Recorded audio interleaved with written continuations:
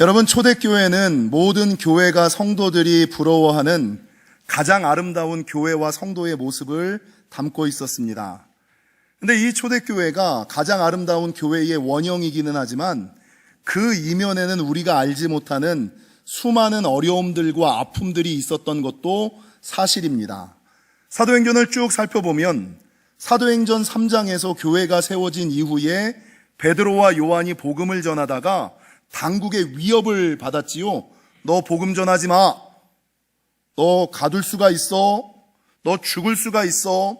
당국의 위협을 받았고, 실제적으로 사도행전 5장에서는 베드로와 요한이 복음을 전하다가 감옥에 투옥되었고, 사도행전 7장에는 유대인들이 복음을 전하던 스데반에게 돌을 던져 이 스데반이 죽임을 당했고, 사도행전 8장과 11장에는 이 스데반의 일로 말미암아 예루살렘에 큰 환난과 큰 핍박이 있었는데 그 핍박이 얼마나 컸던지 예수 믿는 사람들이 더 이상 예루살렘에 살 수 없어서 예루살렘에 살려면 믿음을 버려야 되고 믿음을 지키려면 예루살렘을 떠나야지 되고 이런 갈등의 상황 가운데서 믿음을 지키기 위하여 자기의 생업의 자리, 자기의 고향을 버리고 사람들이 흩어지기 시작했습니다.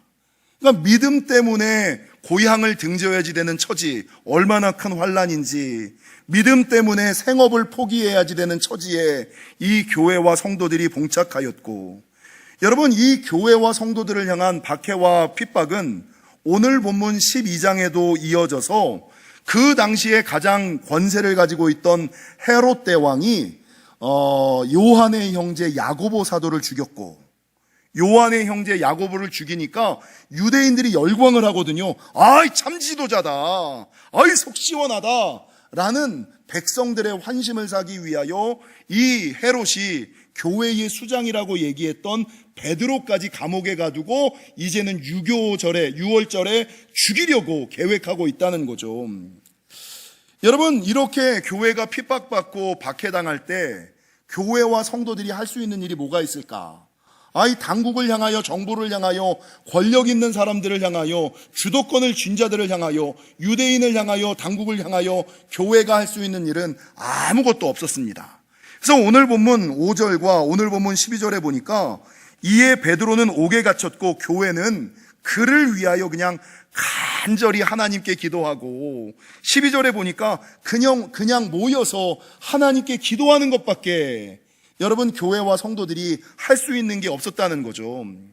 근데 그럼에도 불구하고 우리가 믿는 하나님은 좋으신 하나님, 크신 하나님, 능력 있는 하나님이라 기도하는 이 성도들의 기도를 들으시고, 오늘 보면 7절에 보니까 호련히 주의 사자가 나타나 기도에 응답하셔서 하나님이 그의 천사를 감옥에 갇혀있는 베드로에게 보내시사 이 베드로를 감옥에서 구원하여 주시고, 여러분, 이 박해의 주동자가 누구였냐면 당시에 가장 큰 권력을 가지고 있었던 헤롯이었거든요. 근데 헤롯이 승리할 것 같았는데 오늘 보면 20절 이하 23절에 보니까 교회를 핍박하던 헤롯의 최후가 어떻게 되느냐. 23절, 헤롯이 영광을 하나님께로 돌리지 아니하므로 주의 사자가 곧 치니, 천사가 그를 치니 벌레에게 먹혀 죽으니라. 아니, 무슨 어떤 벌레에 물리면 죽어요? 전갈에 물렸나? 뱀에 물렸나? 뱀은 아니었겠지요. 여러분, 벌레에 물려 죽임당하는, 교회를 핍박하던 헤롯은 이름 모를 벌레에 물려 죽임당하는 최후를 맞이했고, 반대로 교회를 핍박하던 헤롯은 죽음을 당했지만 핍박당하던 교회는 어떻게 되었느냐? 24절, 오히려 이 핍박 가운데서 말씀이 흥왕하여 교회가 더해지고 성도가 더해지는 부흥과 성장을 경험하게 되었더라. 이게 오늘 본문의 내용이라는 거죠.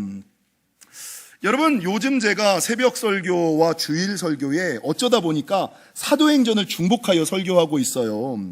근데 새벽에도 말씀을 사도행전을 묵상하고 주중에도 말씀을 사도행전을 묵상하다 보니까 이 사도행전의 하나의 공통적인 패턴이 나타나요. 그건 무엇이냐면 교회는 어려움을 당한다. 성도에게 어려움이 없을래야 없을 수가 없다. 교회와 성도는 살아가는 동안 고난과 핍박, 환난과 어려움, 오해 이거 받으며 살아갈 수밖에 없다. 근데 그런 오해, 그런 핍박, 그런 박해와 환난이 있을 때 믿음의 사람들은 그 환난 앞에 무릎 꿇는 것이 아니라 믿음을 지키기 위하여 여러분 자기의 생업의 자리를 내려놓으면서까지 자기의 고향을 등지면서까지 믿음을 지켰고 여러분 이 믿음을 지킬 뿐만 아니라 내가 피난한 그 땅에 가서도 여전히 사명을 감당하며 복음을 증거했다. 성경을 좀 보실까요? 사도행전 8장 4절 앞으로 조금 넘기셔서 신약성경 199면 사도행전 8장 4절을 보시면 그 흩어진 그러니까 1절에서부터 그날의 예루살렘에 있는 교회에 큰 박해가 있어 사도 외에는 다 유대와 사마리아 모든 땅으로 흩어지니라. 큰 환난과 핍박이 있었잖아요. 근데 4절 그 환난을 피하여 흩어진 사람들이 두루 다니면서 뭐해요? 아유 내가 예수 믿으면 잘 된다며. 예수 믿으면 인정받는다며. 예수 믿으면 떵떵거리며 산다며. 내가 예수 믿다가 교회 다니다가 내가 고향을 등져야지 돼. 내가 생업을 벌여야지 돼. 이게 대부분 예수 믿다가 신앙 어려움을 당하는 사람들이 하는 일반적인 패턴이거든요. 근데 참 믿음의 사람은 여러분 예수를 믿다가 어떤 큰 환난과 어려움을 당하더라도 그것들에 대하여 핑계하지 아니하고 그 흩어진 사람들이 두루 다니며 여전히 흩어진 자리에서 복음을 전하는. 그래서 어떤 일들이 있었느냐 8절에 보니까 여러분 믿음을 지키기 위하여 사명을 감당하기 위하여 여전히 그렇게 했더니 나에게 기쁨이 있을 뿐만 아니라 8절 그 성에도 내가 복음을 전하는 그 사람에게도 그 성에도 그냥 기쁨이 아니라 어떤 기쁨? 물질이 주는 기쁨, 쾌락이 주는 기쁨이 아니라 오직 하나님과 하늘에서 내려오는 참다운 평안과 기쁨을 누렸더라. 이게 패턴이에요. 여러분 조금 더 넘어가서 11장 19절도 보실까요? 11장 19절을 보면 동일한 패턴이 하나 나타나요.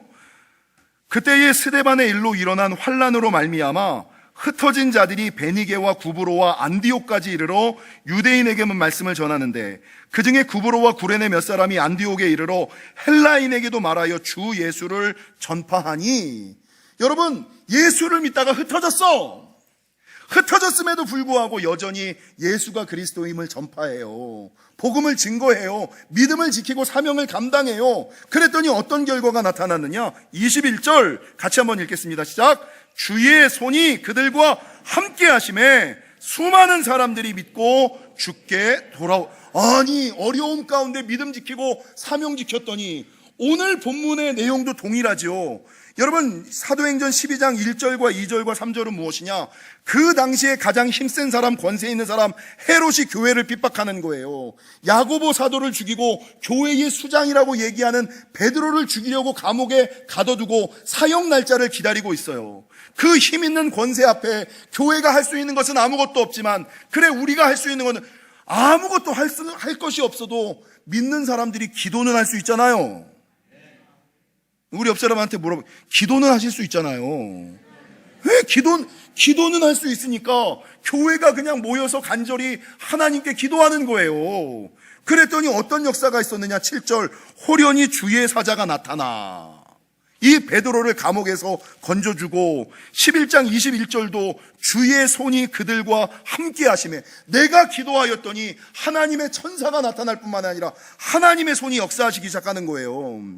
하나님이 만드시는 거예요. 하나님이 푸시는 거예요. 하나님이 해결하시는 거예요. 그래서 11장 21절 수많은 사람들이 오히려 믿고 예수께 돌아오는 역사가 있었더라라고 증거하고 있고 12장에서도 이 헤롯의 압박 가운데 교회가 모여서 간절히 기도하고 모여서 기도하였더니 오히려 교회를 핍박하던 헤롯은 죽고 핍박당하던 교회는 본문 24절 오히려 말씀이 흥왕하여 더하여지는 역사가 있었다. 이게 사도행전에 나오는 공통적인 패턴 가운데 하나라는 거죠. 그래서 여러분 우리가 사도행전을 묵상할 때 꼭 기억해야지 되는 거 교회와 믿음의 사람들은 어려움과 오해를 받을 수밖에 없다. 심하면 고향을 등지고 심하면 생업을 내려놓아야 될 수도 있지만, 우리는 그럴 경우는 거의 없겠지만, 여러분 그 상황 가운데서도 믿음 지키고 흩어진 자리에서도 사명 감당하며 복음을 전할 때 세상은 알지 못하는 큰 기쁨, 주의 천사와 주의 손이 움직이는, 주의 손이 역사하심으로 말미암아 오히려 잘되고 도리어 잘되는 부흥과 성장의 역사가 있음을 기억하시는 저와 여러분이 되시기를 주님의 이름으로 간절히 축원합니다. 사도행전 1장에서부터 12장까지 쭉 나오는 초대교회의 이면에는 우리가 알지 못하는 이런 교회를 향한 핍박과 박해, 어려움과 오해가 있어요. 근데 우리가 성경을 읽으면서 가지는 또 다른 실수는 무엇이냐? 교회를 향한 박해가 초대교회에만 있을 거라고 생각하는 거죠. 지금 우리가 살고 있는 이 대한민국은 너무 좋은 땅, 너무 살기 좋은 시대를 우리가 살고 있어서 믿음 때문에, 신앙 때문에 어려움 당하거나 오해받는 사람들이 별로 없잖아요. 그런데 가까운 일본에만 가도 마음껏 전도하지 못하거든요. 여러분, 여전히 전 세계에 우리는 알지 못하지만 예수를 믿는다는 이유로 고난받는 그리스도인들이 지금 현재도 존재하고 있다. 이거는 우리가 좀 기억하셔야 돼요. 그러니까 우리가 편하니까 남들도 다 편할 것이다. 우리가 편안하게 예수를 믿으니까, 우리가 편안하게 교회를 다니니까 다른 나라 사람들도 편안하게 안전하게 예수를 믿고 교회를 다닐 것이다 라고 생각하지만, 사실 조금만 눈을 들어 열방을 바라보면 예수를 믿는 것 때문에 그 옛날 초대교회와 초대교회 성도들처럼 고난받고 어려움 당하는 사람들이 너무나 많이, 기독교의 역사는 피해의 역사고 핍박의 역사예요. 끊임없이 교회에 대한, 기독교에 대한 핍박은 이어졌다는 거죠. 제가 기독교사학과 기독교 역사학 전공은 아니지만, 그럼에도 불구하고 2000년 역사를 쭉 그냥 간단하게만 살펴보면, 여러분 처음 교회를 향한 핍박을 누가 시작했냐면 유대인들이 했어요. 사도행전 1장에서부터 12장에 나오는 교회와 성도들을 향한 핍박은 유대인들의 핍박이었어요. 근데 12장부터 AD 313년까지의 핍박은 유대인의 핍박에서부터 시작하여 로마의 핍박으로 이어져요. 아시는 것처럼 사자굴에 던져지고 화형을 당하고, 여자들은 알몸으로 광장에 매달리고, 아주 악랄한 황제 같은 경우는 사람을 초로 쓰는, 사람의 몸에 불을 붙여서 초로 쓰고, 살점을 날카로운 칼로 도려내면 금방 죽으니까 조개 껍질로 믿는 사람들의 살점을 이렇게 포를 뜨는, 너 예수 믿을래? 이렇게 죽을래? 이게 로마의 박해. 근데 맨 처음에 유대인의 박해, 로마의 박해는 이 로마의 박해로 끝나는 것이 아니라 그 다음에 무엇으로 이어지냐면 타종교들의 박해로 이어져요. 이슬람을 믿는 사람들, 힌두교를 믿는 사람들, 불교들을 믿는 사람들, 원시 종교를 믿는 토템이나 애니미즘을 가지고 있는 사람들이 기독교를 박해해요. 여러분, 유대인의 박해가 로마의 박해로 이어지고, 로마의 박해가 타종교의 박해로 이어지고, 타종교의 박해가 무슨 박해로 이어지냐면 민족주의의 박해로. 아니, 우리가 믿는 신이 있는데 왜 이스라엘의 신이 우리나라에 들어왔어? 민족주의라는 이름을 가지고 기독교를 박해해요. 여러분, 민족주의라는 이름으로 기독교를 박해하던 것이 무엇으로 연결되어지냐면 공산주의의 박해로 이어져요. 그리고 공산주의의 박해가 지금 한국 사회에서는 아주 조심스러운 말이기는 합니다만, 자유와 인권, 생명 존중이라는 아름다운 가치를 앞에 내세우면서 기독교를 탄압하고 억압하고, 더 나아가서는 역차별을 하는 시대를 우리가 살고 있고, 이런 교회에 대한 박해와 핍박은 앞으로도 더욱 심해질 거라는 거죠. 교회를 향한, 성도를 향한 박해가 아직도 존재한다라고 얘기하니까, 에이, 목사님 무슨 그런 게 어딨어요, 이렇게 생각하시는 분들이 있을까 싶어서 제가 실제적으로 가장 최근에 있는 실례를 몇 가지만 찾아왔습니다. 가장 최근 2023년 6월 나이지리아 남부 베누에주에 무장 세력이 침입해서 기독교인 46명을 살해했다라고 나이지리아 뉴스가 보도했습니다.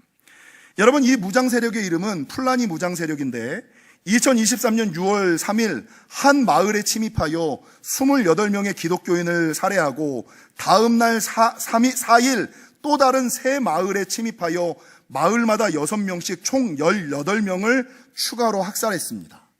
2023년 7월 1일 나이지리아 남서부 오군주에 있는 리딤드 크리스천 하나님의 교회 철야 모임 때, 철야 예배 때 여러분 총격 사건이 발생하여 담임 목사가 그 자리에서 사망하고 7명의 성도들이 납치되는 일들이 실제로 지난 7월 1일 나이지리아 아프리카에서 있었습니다.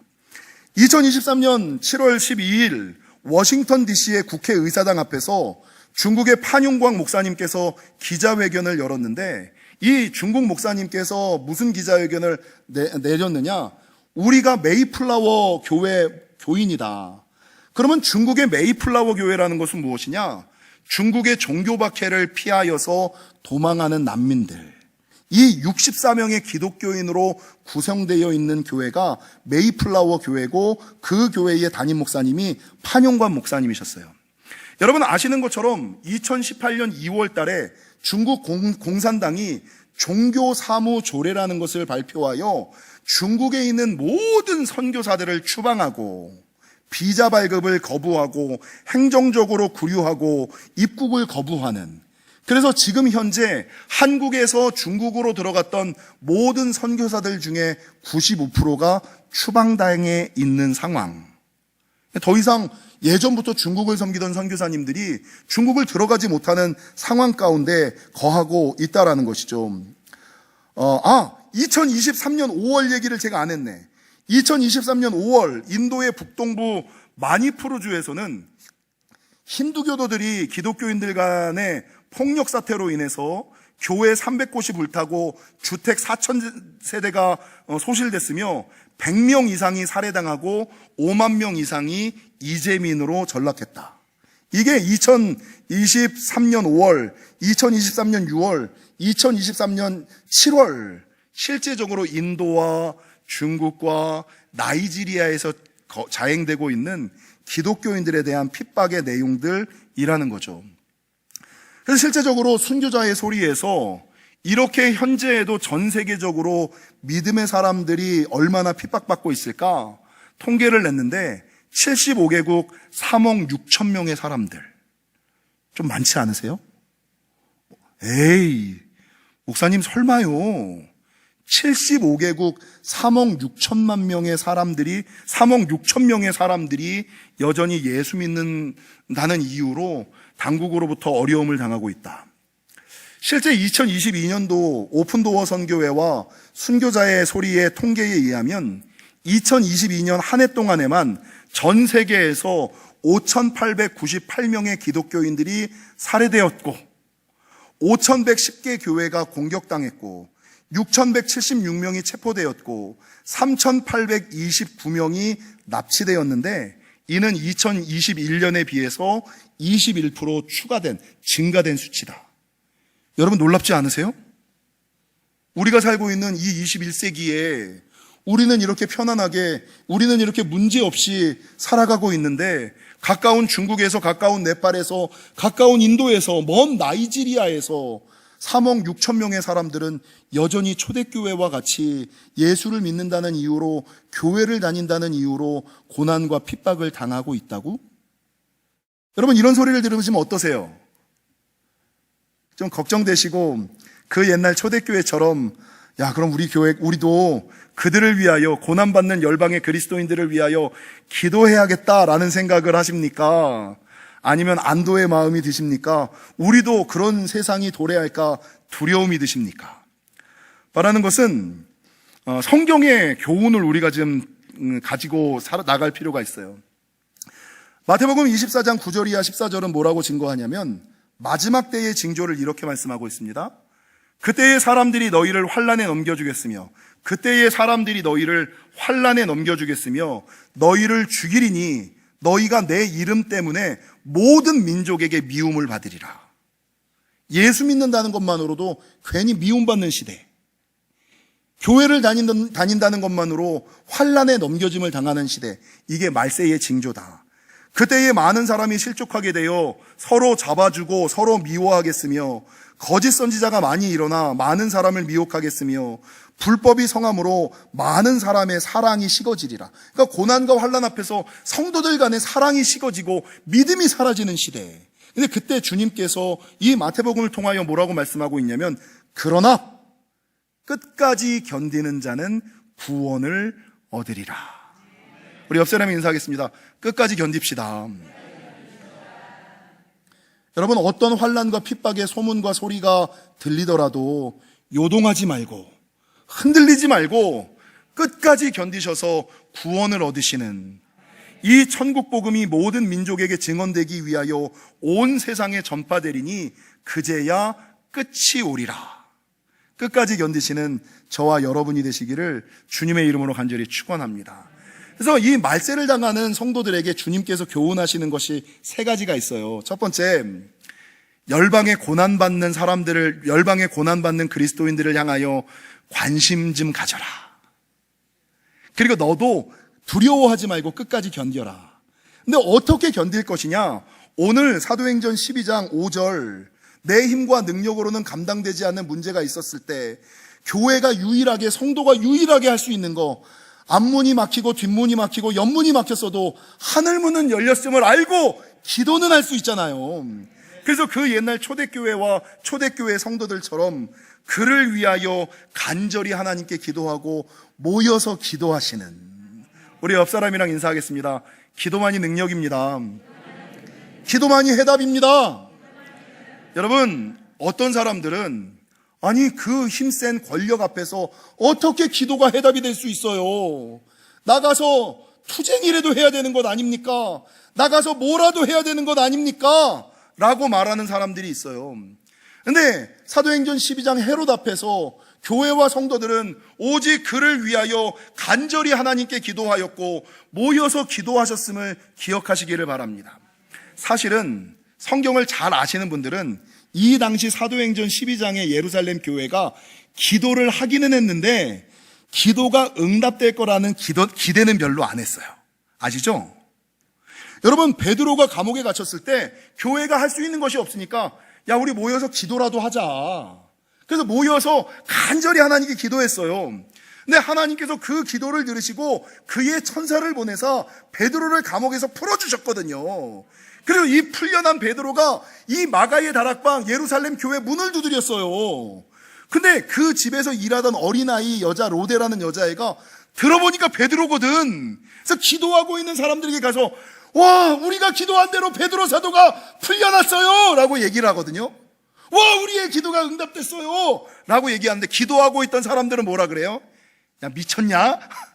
야, 어떻게 감옥에 갇혀있는 베드로가 풀려날 수 있어? 말 같은 소리를 해. 얘가 드디어 기도하다 미쳤구나. 너무 기도 많이 하고 맨날 교회에만 있다가 미쳤구나, 미쳤어.